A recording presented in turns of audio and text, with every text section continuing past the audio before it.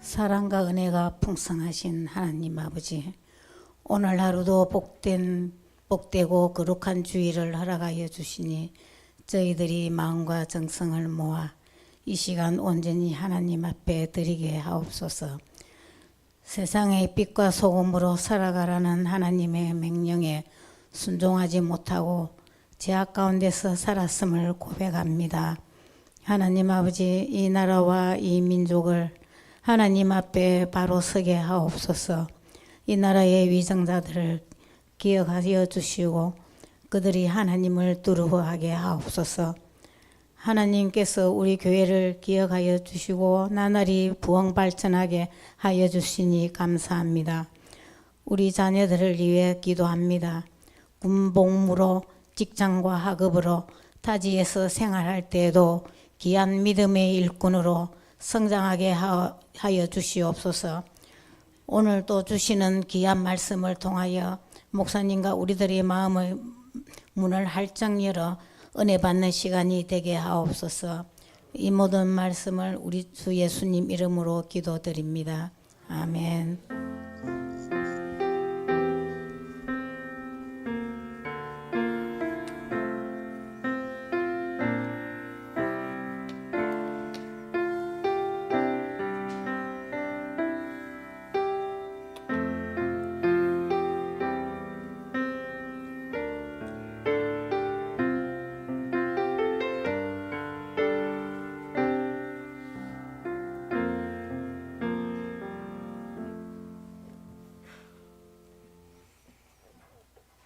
찬송가 337장입니다.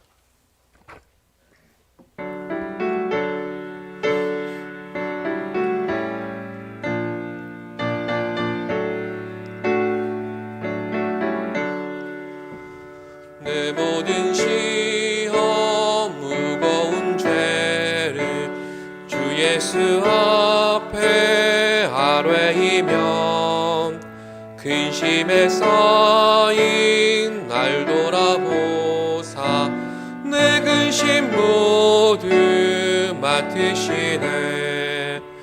무거운 짐을 나 홀로 지고 견디다 못해 쓰러질 때 불쌍히 여겨 구원해 주리. 은혜의 주님 오직 예수. 내 모든 괴로움 닥치는 환난 주 예수 앞에 아뢰이면 주께서 친히 날 구해 주사 넓으신 사랑 베푸시네. 무거운 짐을 나 홀로 지고 견디다 못해 쓰러질 때 불쌍히 여겨 구원해 주리. 은혜의 주님 오직 예수. 내 짐이 점점 무거워질 때 주 예수 앞에 아뢰이면 주께서 친히 날 구해 주사 내 대신 짐을 져주시네. 무거운 짐을 나 홀로 지고 견디다 못해 쓰러질 때 불쌍히 여겨 구원해 주리. 은혜의 주님 오직 예수. 마음의 시험 무거운 죄를 주 예수 앞에 아뢰이면 예수는 나의 능력이 되사 세상을 이길 힘 주시네. 무거운 짐을 나 홀로 지고 견디다 못해 쓰러질 불쌍히 여겨 구원해 주리. 은혜의 주님 오직 예수. 이 시간 우리에게 주시는 말씀은 욥기 19장 23절에서 29절까지의 말씀입니다.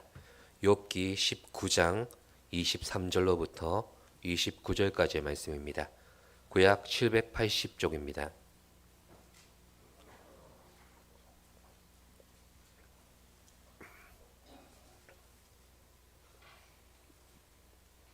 교독하시겠습니다. 나의 말이 곧 기록되었으면, 책에 씌어졌으면,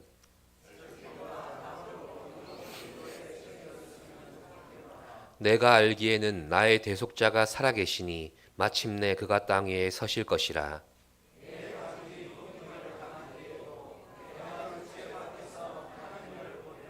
내가 그를 보리니 내 눈으로 그를 보기를 낯선 사람처럼 하지 않을 것이라. 내 마음이 초조하구나.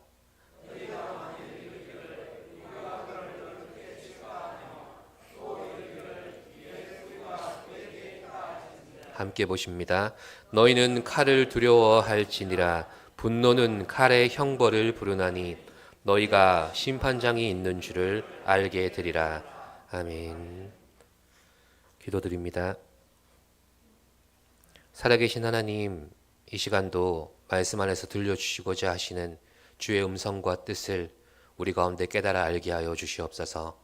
성령께서 역사하셔서 그 은혜가 우리 가운데 우리의 영을 새롭게 하고 우리의 삶을 인도하는 거룩한 지식으로 새겨지게 하여 주시옵소서. 감사드리며 예수님의 이름으로 기도드립니다. 아멘.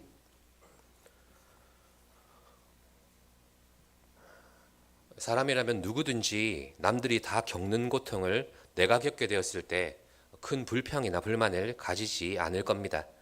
예컨대 대한민국에서 태어난 건장한 남성이라면 때가 되어서 군대 가서 훈련받는 것을 그렇게 불만을 가지거나 두려워하지는 않을 겁니다. 그리고 여성이 아기를 낳으면서 출산의 고통을 다 겪게 되는데 그것을 자신만의 아픔으로 여기지 않는 이유도 다르지 않을 겁니다. 나만 그런 게 아니라 모두가 출산의 고통과 맞바꿀 만큼 생명의 탄생이 너무나 귀하고 값진 것이기 때문입니다. 그런데 다른 사람들은 경험해보지 못한 고통을 오롯이 나 혼자서만 감당해야 될 때가 있는 겁니다. 그로 인해 왜 나만 이런 고통을 받아야 되는지 너무나 억울해하고 또 도무지 이해가 되어지지 않는 상황에 이르게 됩니다. 특히 신앙을 가지고 살아가는 성도가 이런 고통스러운 적막한 현장을 경험하게 될 때 도무지 하나님을 이해할 수가 없게 되고 내 신앙의 무기력함에 탄식할 수밖에 없습니다. 내 신앙이 잘못된 건지 하나님이 잘못하시는 것인지 고민하며 하나님을 원망하거나 아니면 스스로를 자책하는 딜레마에 빠져듭니다. 우리는 욥기를 통해 이처럼 하나님을 향해 신학적인 질문을 던지는 것과 동시에 내 인생을 향한 실존적인 질문도 함께 던지게 되어 있습니다. 그리고 이런 신앙의 질문과 인생의 고통을 몸소 안고 하나님 앞에서 몸부림친 욥을 통해 우리는 하나님의 관점에서 인생을 통찰하는 지혜를 배우게 됩니다. 이처럼 원인을 알 수 없이 당하게 되는 부당한 고난이 있기 때문에 값없이 얻게 되는 부당한 은혜도 있다는 겁니다. 우리가 받을 수 없는 사랑과 은혜를 베푸시는 대속자로 인해서 우리가 받게 된 은혜이기에 이것이 바로 부당한 은혜입니다. 욥은 자신의 삶을 이루고 있던 모든 울타리가 하루아침에 다 무너져 내리는 상실의 고통을 겪었습니다. 모든 재산과 자녀와 아내까지 다 잃습니다. 거기다가 병든 육신은 시시각각 찾아오는 죽음의 고통을 몸서리치게 만드는 그런 도구가 되어버렸습니다. 그런데 여기서 우리는 알고 욥은 모르는 사실이 있습니다. 이 모든 일들이 사실은 하나님의 허락하에 악한 사탄을 통해서 일어난 일들이라는 겁니다. 지금 욥이 붙들고 있는 건 신앙밖에 없는데 위로자가 되어줘야 될 친구들이 찾아와서는 욥의 신앙을 붙들고 판단하고 정죄해버립니다. 문제는 이들도 신앙을 가지고 있고 또 신학도 가지고 있고 세상과 인생을 향한 깊은 식견을 가진 지혜자들이라는 겁니다. 이러한 친구들이 누더기와 같은 몸으로 죽음을 기다리는 욥을 향해서 번갈아가며 논쟁을 이어가고 있습니다. 그렇다면 오늘 본문까지 이어온 이런 논쟁 속에서 욥이 보였던 태도는 무엇이었습니까? 세상은 참 불공평하다는 겁니다. 모르는 사람이라도 이렇게 억장이 무너지는 일을 겪은 사람을 두고 위로 한마디라도 건네줄 만한데, 그런데 욥이 겪은 현실은 그렇지 않았다는 겁니다. 자신의 의로움을 알아주기는커녕 전혀 공감해 주지도 않고 도리어 공격하고 물어뜯는 게 바로 세상이었고 현실이었습니다. 그런데 그 속에서 욥이 일관되게 지켜온 태도는 비관적이지가 않습니다. 이러한 아픔을 느끼면서도 욥은 비관적으로 반응하지 않고 오히려 이 고통스러운 세상을 운영하시는 하나님을 열정적으로 갈망하고 있습니다. 욥이 직면한 가장 큰 문제는 자신이 겪은 모든 현실 속의 이 부당함 속에 하나님이 나를 위하고 계시는지 아니면 대적하시는지, 바로 이 질문입니다. 우리는 신앙생활 속에 어찌하여, 왜, 이런 질문을 항상 감추며 살아갑니다. 도대체 이런 일을 경험하게 하시는 목적이 무엇인지, 그것을 알고나 당하자는 겁니다. 누구의 손으로 이렇게 하시는지, 그리고 그게 하나님이신지 사탄의 시험인지, 그걸 우리가 알아야 대책을 세우든지 믿음으로 버텨내든지 할 것 아닙니까? 도대체 세상에 어떤 신이 자신을 섬기는 자를 이렇게 고난과 외로움과 비극 속에 가두어 놓습니까? 또 나를 사랑하시고 돌보신다는 그 은혜로운 말씀은 어디 가고 하나님이 나를 대적하는 것처럼 느껴질 때가 내 신앙생활의 현장 속에는 더 많은 겁니까? 바로 이런 질문들입니다. 우리는 이미 답은 알고 있습니다. 하나님의 섭리 안에 있기 때문입니다. 그러나 현실을 살아가는 우리에게는 이 사실이 우리 신앙을 보장해 주기보다는 늘 물과 기름처럼 신앙의 경계선을 이루고 있는 겁니다. 욥의 친구들은 욥이 이미 겪고 있는 지옥과 같은 상황을 향해서 욥이 스스로 악인임을 증명해 주는 결과라고 매듭짓습니다. 인과응보죠. 지옥이 무섭다면 인정하고 회개하라고까지 몰아붙이고 있습니다. 오늘 19장 본문을 통해서 욥은 하나님이 자신을 대적하신다는 증거와 반대로 하나님이 자신을 위하시고 계시다는 증거를 제시하고 있습니다. 이 두 축을 잘 기억하시면서 오늘 말씀을 통해 은혜를 나누도록 하겠습니다. 먼저 하나님이 욥을 대적하신다는 증거를 욥은 이렇게 이야기합니다. 5절에서 6절 말씀인데 함께 보시죠. 5절에서 6절입니다. 너희가 참으로 나를 향하여 자만하며 내게 수치스러운 행위가 있다고 증언하려면 하려니와 하나님이 나를 억울하게 하시고 자기 그물로 나를 에워싸신 줄을 알아야 할지니라. 아멘. 바로 하나님이 욥을 죄인으로 여기고 공격하고 계신다는 겁니다. 욥에게 슬픔을 안겨준 것은 계속되는 친구들의 말과 논리였습니다. 그는 이미 이런 것만 해도 충분한 인생입니다. 그러나 친구들은 자네가 겪고 있는 고난이 하나님이 자네를 대적하는 그런 증거라고 이야기합니다. 욥은 3절에서 또한 말하기를 친구들이 10번이나 자신을 학대한다고 말했죠. 그런데 욥은 자신이 아예 죄가 없다거나 또 자신이 완전한 존재라고 말한 적은 결코 없습니다. 그래도 내 양심만은 스스로 지켜왔고 지금의 고난을 맞이할 만큼 그렇게 내가 범죄한 적이 없다고 주장하고 있는 거죠. 욥은 계속해서 항변합니다. 7절 말씀을 보십시오. 제가 봉독하겠습니다. 내가 폭행을 당한다고 부르짖으나 응답이 없고 도움을 간구하였으나 정의가 없구나. 예를 들어 자신이 길거리에서 강도 만난 사람이 되었는데 아무리 외쳐도 도와주지 않는 그런 형편에 처해 있다고 합니다. 그런데 지금 욥이 예를 들고 있는 이 강도가 바로 하나님입니다. 항변하는 욥의 입장에서는 고통당하는 자를 도와주셔야 될 하나님이 강도가 되시는 상황이니까 세상에는 정의가 과연 어디 있냐는 말입니다. 여기까지는 그래도 하나님을 향한 겁니다. 그런데 이어지는 13절에서 20절까지의 내용은 욥이 느끼는 외로움에 관한 내용이 나옵니다.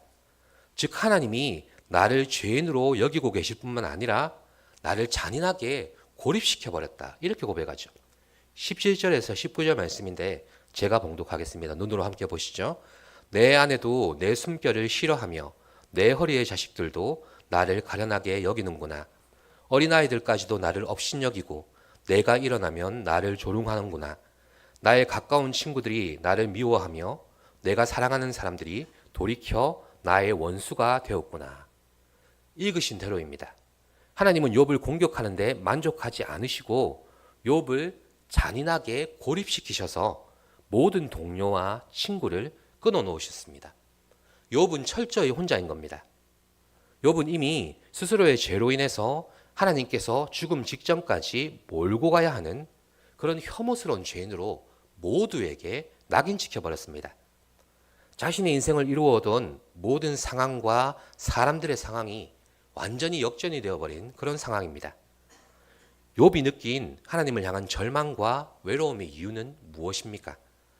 그리고 죽기 싫으면 회개하라고 몰아붙이는 친구들의 오해는 과연 어디서 비롯된 것입니까? 바로 죄 없이 당하는 고난을 도무지 이해하지 못하기 때문에 일어나고 있는 상황입니다. 이 사실은 욥과 친구들뿐만 아니라 욥기의 결말을 알고 있는 우리에게도 그저 안다고 이해되어지는 그런 결말은 아닙니다. 이제 우리가 주목해 보아야 될 부분이 나옵니다. 이러한 절망 속에서 욥이 하나님이 자신을 위하신다는 증거를 어떻게 발견하는지가 이어서 나오기 때문입니다. 25절에서 6절까지 말씀이죠. 함께 보시겠습니다. 25, 6절입니다. 내가 알기에는 나의 대속자가 살아계시니 마침내 그가 땅 위에 서실 것이라. 내 가죽이 벗김을 당한 뒤에도 내가 육체 밖에서 하나님을 보리라. 하나님께서는 욥을 위하시며 원인을 알 수 없는 고난 속에 고통받는 모든 성도를 위하신다는 이런 확신의 말씀이 바로 이 말씀입니다. 한번 따라해 보시겠습니까? 그러나 하나님께서 나의 대속자가 되셔서 나를 옳다고 인정해 주실 것입니다. 예, 이 말씀은 우리에게 큰 위로와 은혜를 전합니다. 그러나 쉽게 이해할 수 없고 또 쉽게 받아들여지지도 않는 말씀입니다. 그래서 욥도 이 깨달음에 이르기까지 본문을 통해 다음과 같은 과정을 쭉 설명합니다. 먼저 욥은 자신의 상황을 정직하게 진단하고 그 진단을 토대로 해서 자신의 바람을 이야기합니다. 그 바람을 확실한 소망으로 발전시켜서 나의 대속자는 살아계신다. 이런 확신과 소망을 고백하고 토해놓고 있는 겁니다. 자, 먼저 욥은 자신의 처지를 진단하기를 하나님의 손이 나를 치셨다. 이렇게 인정합니다. 21절 말씀인데요. 함께 보시죠. 21절입니다. 나의 친구야, 너희는 나를 불쌍히 여겨다오. 나를 불쌍히 여겨다오. 하나님의 손이 나를 치셨구나. 아멘. 앞서 말씀드린 것처럼 욥은 모르지만 우리가 아는 사실, 그게 무엇이었습니까? 욥의 삶을 망가뜨린 건 사탄의 손이지 하나님의 손이 아니었다는 겁니다. 하나님의 허락하에 하나님이 정하신 범위 안에서 사탄이 행한 일입니다.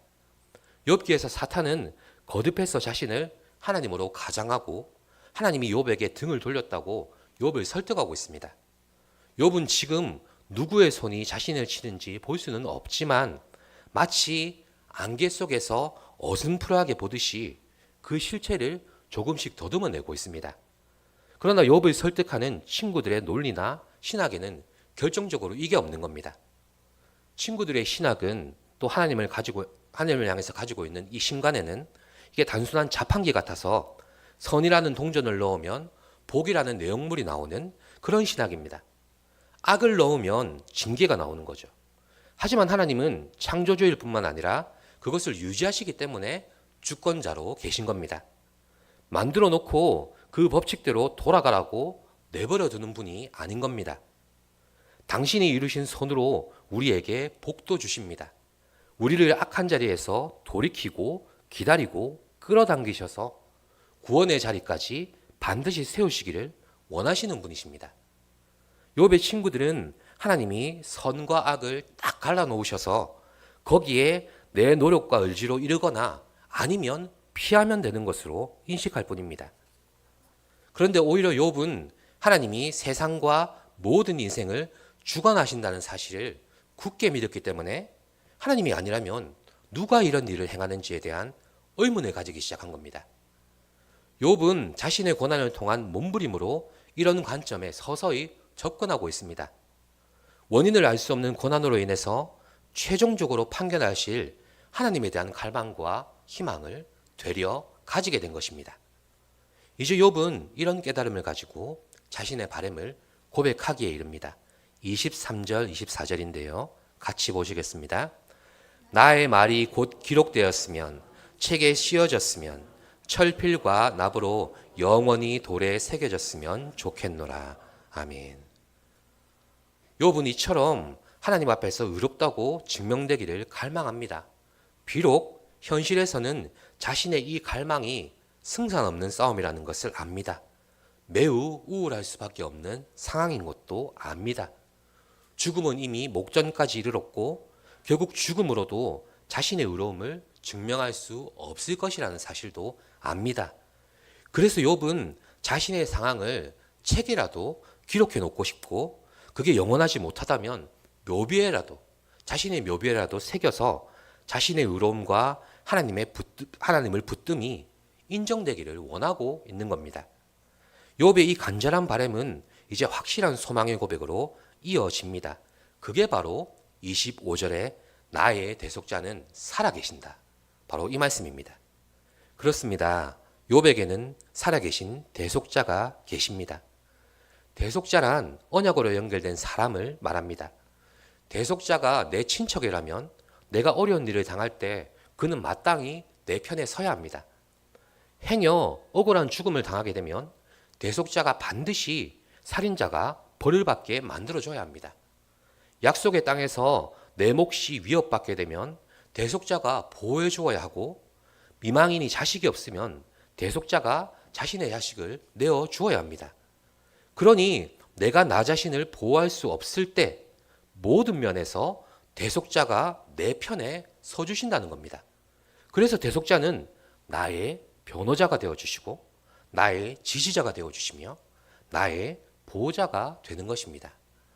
욥은 이런 대속자가 영원히 사시는 분이라고 확신합니다. 지금 욥이 당하는 고난의 재판정에는 하나님이 가해자인 것과 동시에 최후의 변호자가 되시기도 하는 겁니다. 욥은 그가 영원하시기 때문에 나의 대속자가 되실 것이라 확신합니다. 그래서 욥은 고백하는 겁니다. 이 대속자가 마침내 땅 위에 서게 되실 것이라고 말입니다. 여기서 땅은 욥의 무덤을 가리키는 것으로 볼 수 있습니다. 서다라는 이 동사도 법정에 서서 증언하는 증인을 말합니다. 욥의 발음처럼 아무리 자신이 옳았다고 비석에 새겨 놓아도 영원히 살아계신 변호자께서 인정해 주는 것과는 비교할 수가 없지 않습니까? 결코 그럴 수가 없습니다.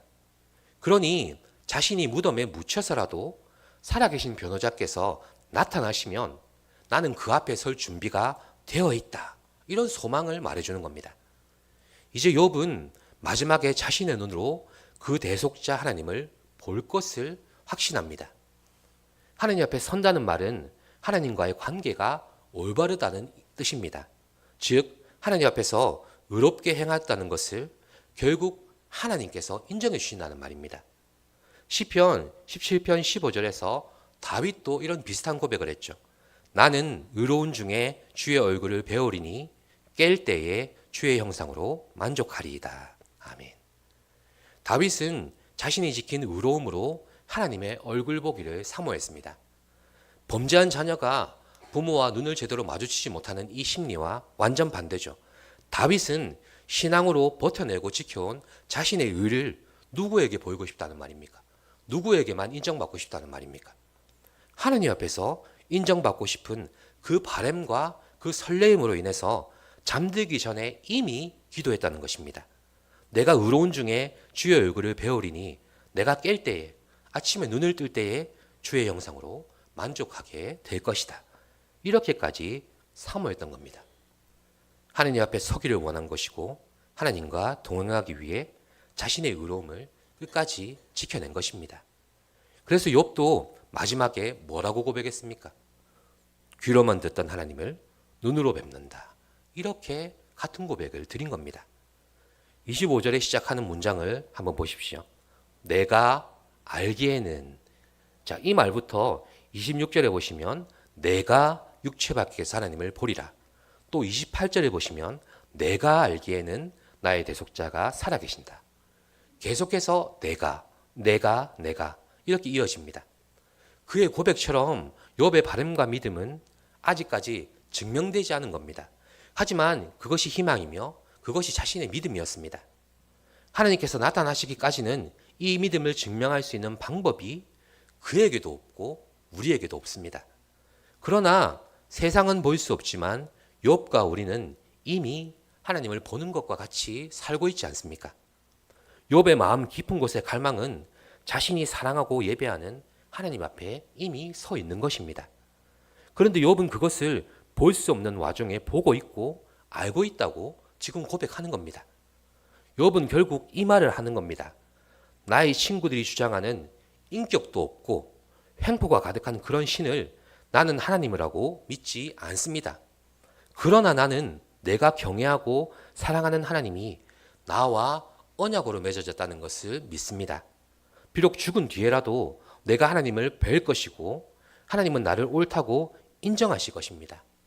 내 양심이 깨끗하고 내가 진정한 성도라는 사실을 공개적으로 드러나게 해주실 것을 나는 믿습니다. 바로 이 말입니다. 믿음에 대한 놀라운 통찰입니다. 비록 육신의 고통과 마음의 상심으로 인해서 비몽사몽간의 한 말일 수도 있을 겁니다. 온전한 확신이 아니라 그렇게 되기를 간절히 소망하는 마음으로 탄식했던 그런 고백일 수도 있습니다. 그러나 우리 하나님은 고통 속에 드리는 탄식 속에 우리의 기도를 들으시는 하나님이시라는 사실을 우리는 잊지 마시기를 바랍니다. 나는 현실이 주는 고통과 두려움 때문에 순도 100%의 고백을 드리지 못합니다. 계속 변합니다.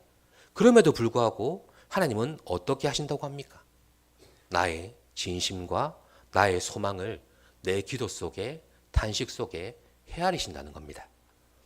욥과 우리의 이 믿음을 하나님께서 대신하여 스스로 증명해 보이십니다.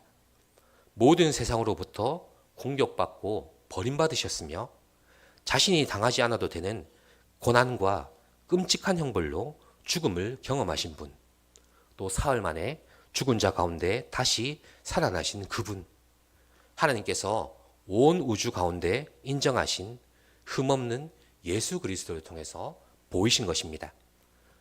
욥은 훗날 자신의 무덤에라도 하나님께서 대속자가 되셔서 서주시기를 소망했지 않습니까? 그런데 하나님께서 그리스도의 무덤에 서셔서 우리의 대속자가 되어 주신 것입니다. 또한 부활을 통해 그리스도를 옳다고 증명하신 것처럼 그리스도 안에 있는 우리의 현실과 무덤에까지 서셔서 우리의 대속자의 역할을 친히 감당해 주실 것입니다. 마지막 날에 우리는 그 은혜와 사랑으로 의롭다함을 얻고 옳다고 인정받아 우리가 그토록 사모하던 하나님 앞에 온전히 서게 될 것입니다. 욥은 이런 분명한 확신을 가지고 친구들을 향해서 말합니다. 너희가 용납할 수 없고 이해할 수 없고 경험해 보지 못한 하나님이 반드시 살아계시다고 확신합니다. 그게 끝절 말씀이죠. 너희가 심판장에 있는 줄을 알게 되리라. 그렇습니다. 욥의 고백은 자신을 의롭다 하시고 부활의 소망을 주신 하나님을 확신하는 것으로 끝나지 않습니다. 그의 고난을 묵상하는 우리에게 부당한 고난이 있다면 그 고난은 그리스도의 십자가로 우리를 이끌어 간다는 것을 가르쳐 줍니다. 그리고 부당한 고난이 있기 때문에 부당한 은혜도 있다는 것을 알려주는 겁니다. 부당한 은혜 이 말이 어울리지 않는 것 같은데 적어도 우리 성도에게는 원래 이 말을 붙여야 되는데 생략된 겁니다. 죄 없는 자가 대신당한 고난을 통해서 죄 때문에 반드시 죽어야 되는 죄인이 살아나게 되었으니까 말입니다. 부당한 은혜인데 그래서 은혜이고 그래야 은혜가 맞는 겁니다. 사실은 우리가 은혜라고 사용하는 말 앞에 이 부당한 한번 붙여보십시오. 은혜를 더욱 은혜되게 하는 하나님을 더 깊이 이해하게 되는 겁니다. 사랑하는 성도 여러분, 부당한 고난을 만나게 되거나 이유를 알 수 없는 대부분의 교통을 겪게 될 때 그것을 당하는 우리뿐만 아니라 곁에 있는 이들이 먼저 묻습니다. 왜 이런 일이 일어났습니까? 당신의 신앙으로 증명해 보십시오. 그리고 우리가 가진 어떤 것으로도 이 질문에 답하지 못할 때 정말 생사를 거는 심정으로 하나님 앞에 이 기도 제목 가지고 매달리지 않습니까? 하나님은 과연 나를 위하고 계십니까? 나를 대적하고 계십니까? 그리고 우리는 이 애타는 질문에 해답을 찾지 못할 때 하나님이 내 앞을 가로막는 태산처럼 그렇게 느끼기도 합니다. 나 자신이 아무것도 할 수 없는 외로운 존재라고 느끼며 깊은 상심을 경험하게 될 수도 있습니다. 그러나 욥은 스스로 알지 못한 하나님께 지금 질문을 드리고 믿음을 고백하고 있지만 우리는 다르지 않습니까? 우리의 아픔을 주 예수 그리스도께 내어놓을 수 있습니다. 우리는 욥의 고난이 가리키고 있는 그리스도의 십자가를 믿음으로 보고 붙든 자입니다. 그리고 죄 없는 주께서 죽으신 십자가로 말미암아 우리는 마침내 하나님의 의롭다 하신 은혜를 입게 된 것입니다. 그렇습니다. 우리의 대속자는 살아계십니다. 어떤 고통과 낙심 가운데 있다 해도 그는 우리의 변호자가 되시며 지지자가 되어주시며 보호자가 되어주십니다. 세상 앞에 의로운 자로 드러나는 게 우리 신앙의 목표가 아닐 수 있습니다. 어떠한 상황 속에서도 양심을 지키고 신앙을 지키는 자, 즉 하나님 앞에서 한 사람의 성도로 인정받으면 우리는 그것으로 족한 것입니다. 아무쪼록 어떠한 상황이 주어져도 그 속에서 주를 더욱 알아가며 주를 더욱 가까이 하시며 주를 드러내는 성도로 자리매김하는 여러분 되시기를 소망합니다. 기도하겠습니다. 살아계신 하나님, 원인을 알지 못하는 고통과 아픔 속에서 몸부림칠 때가 많이 있습니다. 그때마다 질문합니다. 하나님 과연 저를 위하시는 겁니까? 아니면 대적하는 것입니까? 이토록 무엄한 질문을 드리고도 하나님을 떠날 수 없는 이유는 하나님께서 우리의 대속자가 되심을 믿기 때문입니다. 우리가 희망하는 그 순간이 아닐지라도 하나님은 반드시 나타나시고 당신의 계획과 뜻을 드러내셔서 우리 인생이 하나님의 손안에 있다는 사실을 깨닫게 하심을 믿습니다. 지금 현실이 어둡다고, 지금 내 마음이 아프고 슬픔 가운데 있다고 하나님을 판단하거나 부정하지 않게 하여 주시고 오직 신앙을 붙들고 살아가는 하루하루가 복되고 복됨을 아는 성도가 되게 하여 주시옵소서. 예수님의 이름으로 기도드립니다. 아멘. 찬송가 341장입니다.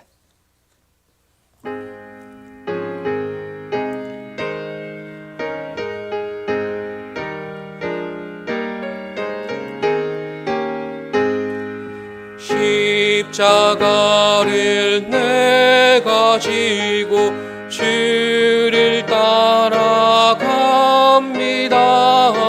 이제부터 예수로만 나의 부배 삼겠네. 세상에서 부귀영화 모두 잃어버려도 주의 평안 내가 받고 영생 복을 받겠네. 주도 곤욕 당했으니 나도 곤욕 당하리. 세상 사람 간사하나 예수 진실합니다. 예수 나를 사랑하사 빛난 얼굴 보이면 원수들이 미워해도 염려할 것 없겠네.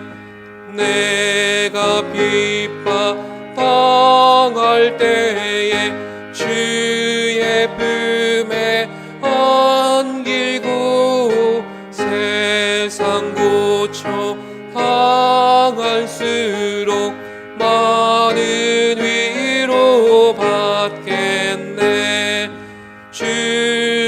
주신 기쁨 외에 기뻐할 것 무엇냐. 주가 나를 사랑하니 기뻐할 것뿐일세. 아멘. 광고 드리겠습니다. 이번 주 토요일 1일 오전 5시 30분 본당에서 3월 전교인 첫날 새벽기도 함께 드립니다. 기도 인도 신백수 안수 집사님 인도하시겠습니다. 교회 창립 62주년 기념 주일 예배 바로 다음 주일 2일 날 드리게 됩니다. 온 가족 예배로 2부에 11시에 모여서 함께 드립니다. 예배 후에 전교인 단체 사진 촬영이 있겠습니다. 다음 주일 2부 예배 후 본당에서 재직해 모이겠습니다. 교회 유지보수 공사 일정입니다.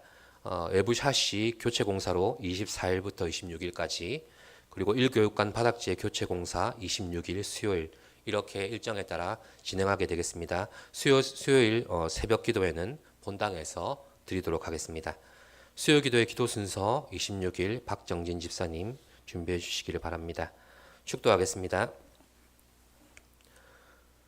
주 예수 그리스도의 은혜와 하나님의 크신 사랑과 성령의 인도하심이 우리를 대속하신 주를 바라보며 믿음의 경주를 이어가기를 원하는 이곳에 모인 모든 백성들 가운데 영원토록 함께 하시기를 간절히 축원하옵나이다.